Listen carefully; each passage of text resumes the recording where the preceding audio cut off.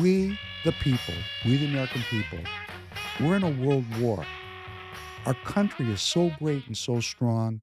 We're not threatened when we get up in the morning or when we go to sleep at night, at least not yet, with sudden death from war.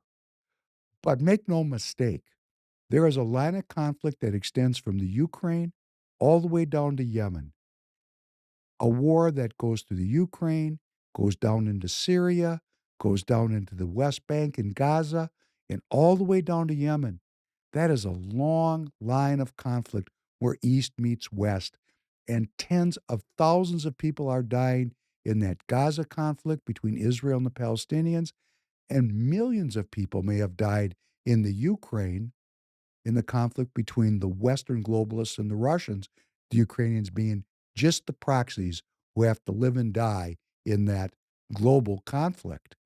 But now we have a new area of concern. This past week, uh, Islamic terrorists, Muslim terrorists, went to a region of India called the Kashmir and execution style killed slightly less than 30 Indian tourists, some of them in their 80s. This is part of a very long conflict between the nation of Pakistan and the nation of India. At one time, India was the only country. Going back into the history, India was a colony of the British Empire. It was colonized by the British, but before that, it was colonized by Muslim invaders, the Muslims being about 25% of the population of India, about 75% are Hindus. The Muslims ruled over India for centuries until the British took over and ruled over India for many, many more decades. And when the British colonial empire was weakened in the First World War and the Second World War, the movement towards self determination and independence in India grew stronger and stronger. And finally, the British said, okay, we give India's for the Indians. But they said, we do not believe that the Muslims of India and the Hindus of India can live together in one political entity. So at the time of the formation of a free India, a self determining India, the British left a little mess behind, as they've done everywhere in the world. They created a new country called Pakistan. That led to one of the greatest mass migrations in human history, with the Muslims of India in large part moving to Pakistan and the Hindus in the Pakistani area moving down into the Hindu areas of India. Even with that readjustment of population, these two countries have fought 4 wars since the 1940s. Some of these wars have led to the deaths of millions of people, millions. So this is not a small problem. And to make matters even more complicated, both India and Pakistan are nuclear powers. So there's been a period of relative peace between India and Pakistan.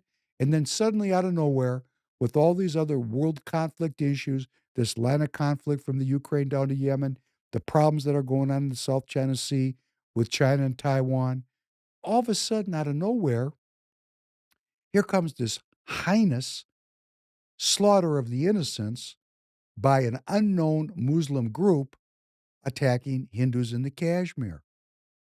And boy, it has popped off a big, big conflagration in the region. The Indians and the Pakistanis are shooting at each other. I'm sure the Trump administration is trying to intervene and keep these people from having another, yet again, a full blown war. Because after all, they both have nuclear weapons. But I do want to say it could be related to this general conflict. I want to I want to go back to the way back before even the Ukraine war started, before the Gaza conflict started. The Biden administration, sitting with MBS, Mohammed bin Salman of Saudi Arabia, and Modi, the leader of India, and Netanyahu, the leader of Israel, they all sat together at a happy table many years ago, and they proposed an intermodal link between India and Europe that ran through the Middle East. And Prime Minister Benjamin Netanyahu went to the United Nations and talked about this and said, this is a moment of great peace, of great opportunity. And no other group or no other country should stop the normalization of relations between the United States, between Israel and Saudi Arabia. And then what happened? October 7th, within months, triggering this tremendous conflict in the Middle East, ending that proposed intermodal link between India and Europe. Well, isn't that interesting? Do you think that was an accident? President Roosevelt said, if something happens in politics, it happens for a reason. And war is politics by other means.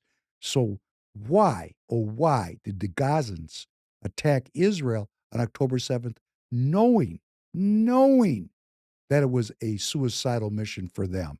Well, because that intermodal link was the sign that the world was giving to that region that this many decades conflict between the Israelis and the Palestinians was going to come to an end. They had nothing to lose, so they pulled the trigger. See how these things work together? If you look closely, if you search for truth. No, I don't have any 8 by 10 glossies of this. But circumstantially, I see a connection between a peace proposal and economic integration and an attack that tore the region apart in a very similar way. China and Pakistan are linked together very, very closely. The Army Chief of Staff, General Munir in Pakistan, is a strong supporter and very reliant on Chinese foreign aid and Chinese military assistance. So, if it's true, as Indian pundits have proposed, that General Munir was behind this terrorist attack, is it possible? Is it possible that with President Trump shutting off the business with China and India being poised to be the big winner in this game, yes, India is among the first countries rumored to have set a new trade deal with the Trump administration. Is it possible that in a dark room or in a back channel, the Chinese told the Pakistanis, let's slip the dogs of war? Because now India is on the precipice of another terrible conflagration with their Pakistani neighbors. This is sectarian violence of the worst kind. These are people that are really the same, only separated by religion. They even speak the same language, and they're ready to kill. When these two countries go to war, millions of people die. Well, in a very similar way, aren't we separated that way here in a sectarian fashion here in the United States? Is not the left and right polarized in the extreme?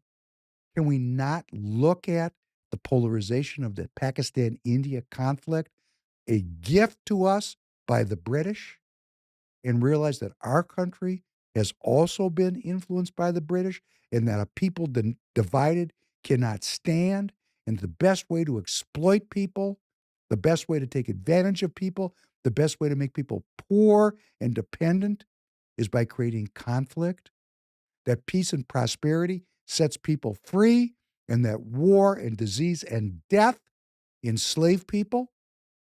Is it not time that we look at that and set we the people free from the processes that divide us, weaken us, and make us dependent